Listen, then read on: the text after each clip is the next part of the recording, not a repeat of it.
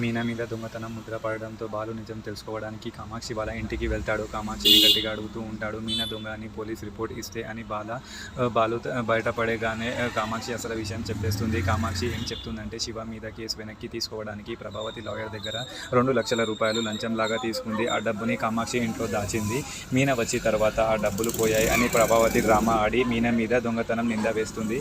బాలు ఇంటికి వచ్చి అందరి ముందు ఒక డ్రామా ఆడుతుంది. మీనానే దొంగ అని నమ్ముతుంది. ఆమె జైలుకి పంపించాలి అని ఒక డ్రామా ఆడుతూ ఉంటుంది. మీనా చాలా బాధపడి ఏడుస్తూ ఉంటుంది. బాలు ఇంకా ముందుకే వెళ్ళి ప్రభావతి గారు చెప్పినట్టే మీనా దొంగ కాబట్టి ప్రభావతి లాయర్ దగ్గర తీసుకున్న 2 లక్షల రూపాయల విషయం బయట పెడుతూ ఉంటుంది. ప్రభావతి లాయర్ దగ్గర డబ్బులు తీసుకుంది అని బాలు అందరి ముందు చెప్పగానే సత్యం మరియు మిగతా ఇంట్లో వాళ్ళు షాక్ అవుతారు. ప్రభావతి తప్పు లేదు అన్నట్టు నటిస్తూ ఉంటుంది. కానీ బాలు తన తప్పుని నిరూపిస్తాడు. సత్యం చాలా ఫీల్ అయ్యి ప్రభావతి చేసిన తప్పుకి మీనాకి క్షమాపణలు చెప్పాలి అని అడుగుతాడు. ప్రభావతి నువ్వు చెప్తుంది. చివరికి సత్యం ఒక నిర్ణయం తీసుకుంటాడు.